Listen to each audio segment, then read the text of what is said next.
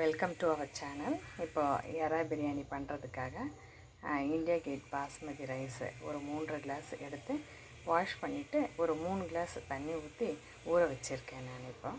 இப்போ அதுக்கு தேவையான பொருட்கள் பார்த்திங்கன்னா, இது பட்டை, லவங்கம், ஏலக்காய், கிராம்பு, அடுத்தது இந்த பே லீஃபு, அப்புறம் இந்த பாசி, கடல் பாசி எடுத்து வச்சுருக்கேன். இது நல்லா வதங்கினோடனே பச்சை மிளகாய் போட்டு வதக்கிட்டு, அதுக்கப்புறம் வெங்காயம், தக்காளி போட்டு வதக்கிட்டு, அப்புறம் புதினா, கொத்தமல்லி இதையும் போட்டு நல்லா வதக்கிட்டு நம்ம இப்போ செய்ய போகிறோம். இப்போ நம்ம ஆரம்பிக்கலாம். இப்போ நான் அடுப்பை பற்ற வச்சுட்டேன். இப்போ கடாயில் எண்ணெய் ஊற்ற போகிறேன்.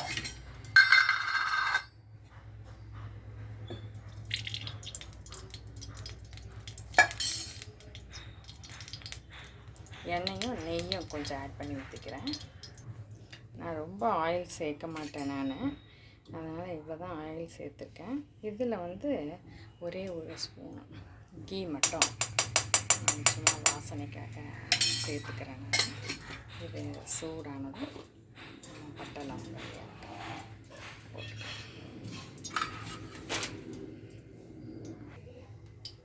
இப்போ எண்ணெய் சூடாயிடுச்சு. இப்போ நம்ம வச்சுருக்க பட்டை லவங்கம் ஏலக்காய் எல்லாத்தையும் போட்டு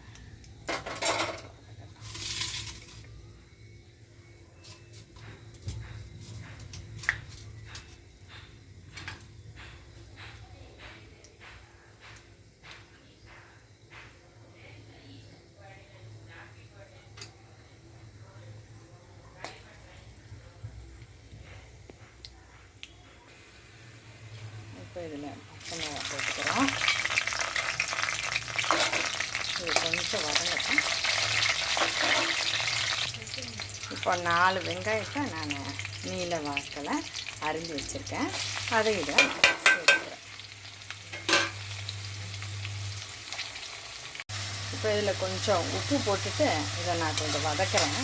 ஏன்னா அப்போ தான் அது கொஞ்சம் நல்லா வதங்கும், சீக்கிரமாக வதங்கும். இது வதங்கிட்டுருக்கு, நல்லா வதங்கணும். இது ஒரு ப்ரௌன் கலரில் வர மாதிரி வதங்கணும். அப்போ தான் வெங்காயம் எவ்வளோ வதங்குதோ அப்போ தான் நம்மளுக்கு பிரியாணி டேஸ்ட்டு கொடுக்கும். வதங்கிட்டு இருக்கட்டும். இன்னும் வதங்கிட்டு தான் இருக்குது, கொஞ்சம் நேரம் வதக்குவேன், வெயிட் பண்ணேன். இப்போது எறா பிரியாணிக்கு முட்டை மசாலா செய்ய போகிறேன். அதுக்கு ஒரு 5 முட்டை நான் அவிக்கிறேன். வெங்காயம் வதங்கிட்டுருக்கு, இன்னும் கொஞ்சம் வதங்கட்டும், அப்போ தான் கொஞ்சம் நல்லாயிருக்கும்.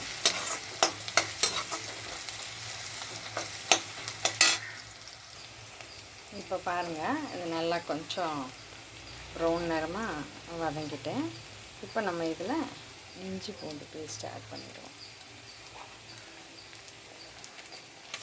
ஒரு 2 ஸ்பூன், ரொம்ப வேண்டாம், கரெக்டாக ஒரு 2 ஸ்பூன் போட்டால் கரெக்டாக இருக்கும்.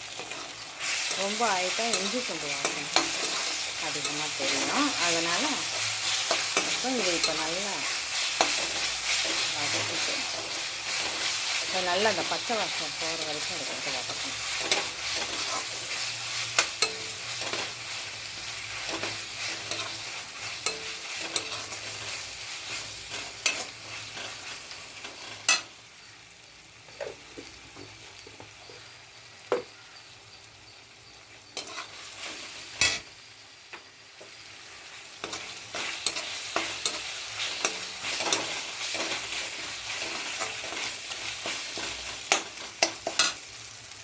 இப்போ இது நல்லா வதங்கிடுச்சு.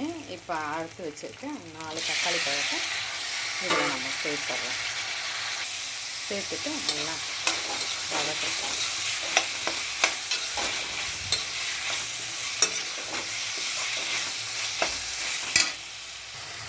இதில் கொஞ்சம் உப்பு சேர்த்து வதக்கணும். இதுவும் கொஞ்சம் நல்லா வதங்கும். இது நல்லா வதங்கும். கொஞ்சம் நேரம் இதை நல்லா மூடி போட்டு வதக்கிடுவேன். மூடி போட்டு கொஞ்சம் நேரம் வதக்கிறேன், ஸ்லிம்மில் வச்சுருக்கேன். இப்போ பாருங்கள், தக்காளி நல்லா வதங்கிடுச்சு. இப்போ நம்ம இந்த நேரத்தில் நம்ம ஆஞ்சி வச்சுருக்கேன் கொத்தமல்லி, புதினா நல்லா அலசி வச்சுருக்கேன். நல்லா அலசிடணும். ஏன்னா அதில் மண் இருக்கும். அதை போட்டு இப்போ நல்லா ஒரு நிமிஷம் நல்லா வதக்கிடுவோம். இப்போ நல்லா வதங்கிடுச்சு. இப்போ நம்ம போட்ட புதினா கொத்தமல்லியும். இப்போ இதில் மஞ்சத்தூள், 1 ஸ்பூன் தனி மிளகாத்தூள், இது கரம் மசாலா தூள், இது 3த்தையும் சேர்த்து இதில் போட்டு ஒரு வதங்கிடுங்க.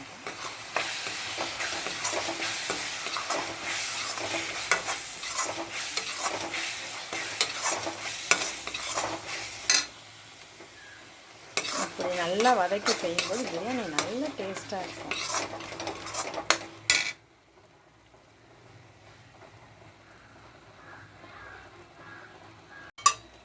தயிரை ஆட் பண்ணிவிட்டு கொஞ்சம் நல்லா வதக்கிடலாம். இப்போது இறாவை நல்லா க்ளீன் பண்ணி வச்சுருக்கேன். இதை இதில் போடுறோம். இதில் சேர்த்து நல்லா நம்ம அதனுடைய ஈரத்தன்மை போயிடணும். அது வரைக்கும் ஃபுல்லாக வதக்கணும்.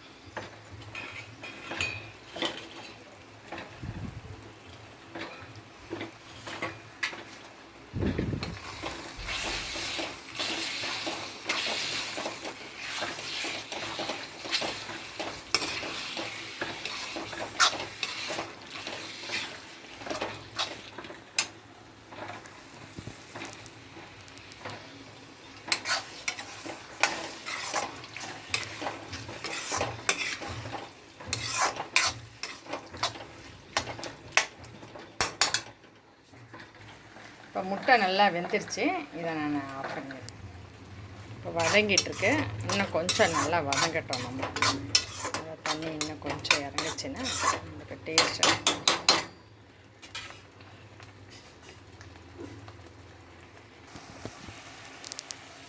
இப்போ பாருங்கள் நல்லா வதங்கிடுச்சு. இப்போ நம்ம இதை குக்கருக்கு மாற்றிக்கலாம். இந்த மாதிரி அதில் இருக்க தண்ணியெல்லாம் நல்லா வதங்கிடுச்சுன்னா தான் நம்மளுக்கு அந்த பச்சை வாசனை இருக்காது. பாருங்கள் நல்லா வதங்கிடுச்சு. இப்போ நம்மளுக்கு இறா சாப்பிடும்போது நல்லா டேஸ்ட்டாக இருக்கும். இப்போ அதில் நல்லா உப்பு காரம்லாம் நல்லா இறங்கியிருக்கும். இப்போ நான் இதை குக்கருக்கு மாற்றிட்டேன். ஏற்கனவே 3 கிளாஸ் தண்ணி ஊற்றி ஊற வச்சுருந்தேன். இப்போ 1 கிளாஸ்க்கு அரிசிக்கு 2 கிளாஸ் தண்ணி. அப்போ 3 கிளாஸுக்கு 7 கிளாஸ் தண்ணி. இன்னும் ஒரு 4 கிளாஸ் இப்போ நான் ஆட் பண்ணிடுறேன். இப்போ இதில் 7 கிளாஸ் தண்ணி ஆட் பண்ணிட்டேன். இப்போ உப்பு காரம் மட்டும் செக் பண்ணிக்கணும். கொஞ்சம் உப்பு போட வேண்டியிருக்கு. காரம் கரெக்டாக இருக்குது. இப்போ உப்பு போட்டுட்டு கொஞ்சம் ஒரு கலர் கலருக்கு நல்லா கொதி வரட்டும். அந்த பிறகு நம்ம அரிசி போட்டு வேண்டியது. இப்போ முட்டை மசாலா செய்கிறதுக்கு 5 முட்டையை நல்லா 2 கட் பண்ணி வச்சுட்டேன். இப்போ கடாயில் எண்ணெய் ஊற்றி வச்சுட்டேன். மசாலாவுக்கு இப்போ நான் மஞ்சத்தூள், மிளகாத்தூள், சீரகத்தூள், மிளகுத்தூள், கொஞ்சம் தனியாத்தூள் எடுத்துக்கிட்டேன். இதை நான் எண்ணெயில் போட்டுறேன். கொஞ்சம் அதுக்கு தேவையான உப்பும் சேர்த்துட்றேன். சேர்த்துட்டு கொஞ்சம் நல்லா பச்சை வாசம் போடுறோம். கொஞ்சம் வதக்கிறேன். கொஞ்சம் இதில் தண்ணி ஊற்றி ஒரு சுண்டுற வரைக்கும் வச்சிருக்கேன். வேறு நம்ம இப்போ முட்டையை போட்டு கொஞ்சம் சுண்டட்டும். இப்போ இதில் நான் முட்டையை போட்டுறேன். நல்லா உப்பு, காரம், மசாலா எல்லாம் போயிருக்கும். இந்த முட்டையோட அந்த வாடை பிடிக்காதவங்க கூட இதை நல்லா விரும்பி சாப்பிட்ற மாதிரி இருக்கும். நல்லா டேஸ்ட்டாகவும் இருக்கும் சாப்பிட்றதுக்கு. இது கொஞ்சம் நேரம் அப்படி இப்போ நான் ஊற வச்ச அரிசி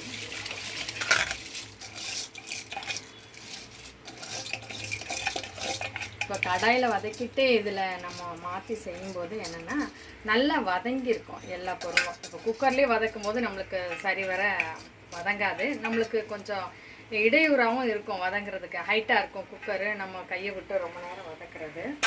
இப்போ இப்போ இந்த மாதிரி செய்யும்போது நல்லா ஈஸியாக இருக்கும். ஃபார் பிகினர்ஸ் கூட இது நல்ல ஒரு ஈஸியாக இருக்கும். நான் எப்போவுமே எனக்கு நல்லா வதங்கினா தான் பிடிக்கும்னு சொல்லிட்டு நான் ஃபஸ்ட்டு இது எடுத்துக்கிறேன்.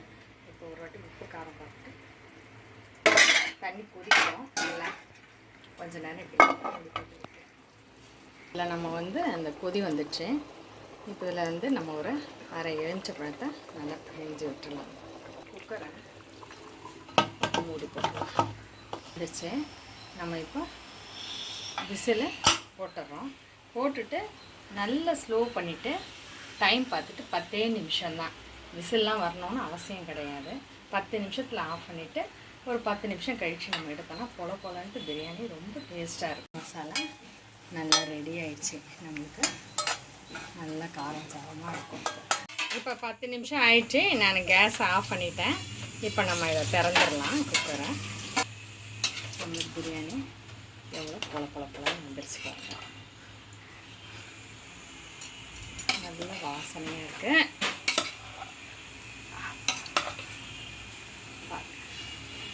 நீங்களும் இந்த மாதிரி ட்ரை பண்ணுங்கள். செய்கிறதுக்கு ரொம்ப டேஸ்ட்டாக இருக்கும்.